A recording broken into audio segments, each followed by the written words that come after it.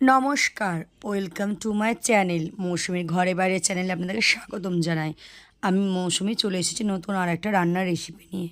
চলো বন্ধুরা, আজকে রান্না করব লাউয়ের খোসা ভাজা। হ্যাঁ বন্ধুরা, ঠিকই শুনেছো, কারণ আমরা তো লাউ রান্না করি কিন্তু খোসাটা ফেলে দিই, কিন্তু খোসাটা দিয়েও কিন্তু চটপটে ভালো একটা রান্না হয় জানো।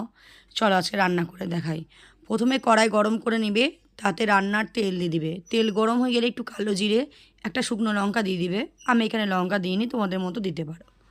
ভালো করে যখন দেখবে পাঁচফোড়নটার গন্ধ উঠে গেছে, তখন একসাথে আমি আলু আর তোমার খোসাটা একসাথে কিন্তু কেটে রেখেছিলাম।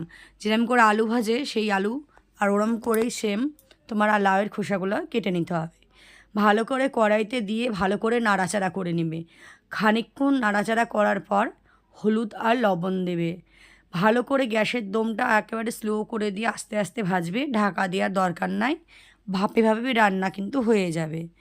আর চিড়ে রাখা কটা লঙ্কা দিয়ে দিবে, তোমাদের স্বাদ অনুসারে ঝালটা দিও। আমার বাড়িতে যেহেতু ছোটো বাচ্চা আছে, তাই কিন্তু আমি লঙ্কার পরিমাণটা কম দিয়েছি।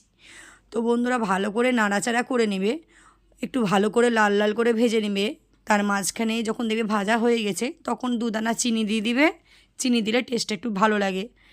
ভালো করে নাড়াচাড়া করে নেবে, করে নিয়ে নামানোর আগে দুদানা পোস্ত দিয়ে ভালো করে কড়াইয়ের দমটা বাড়িয়ে নেড়ে নিয়ে গ্যাসটা বন্ধ করে দেবে।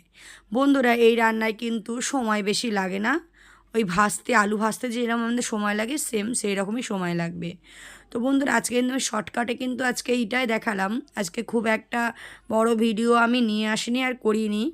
আমি এই লাউয়ের খোসাটাই আজকে ভাজা দেখালাম। লাউয়ের রান্নাটা কিন্তু পরে দেখাবো। তো বন্ধুরা লাউ দিয়ে বা লাউয়ের খোসা দিয়েও কিন্তু অনেক রকমের রান্না হয়। তো আমরা যারা খোসা ফেলে দিই, তারা কিন্তু এবার থেকে আর খোসা ফেলবে না।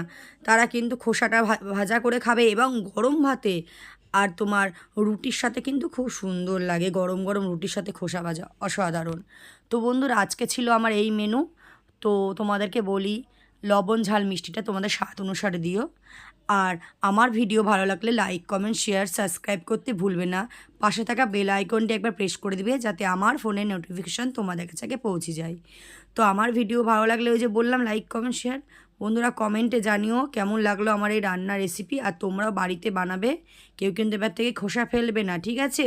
আর আমার ভিডিও দেখার জন্য তোমাদেরকে অসংখ্য ধন্যবাদ। দেখা হচ্ছে নেক্সট ভিডিওতে।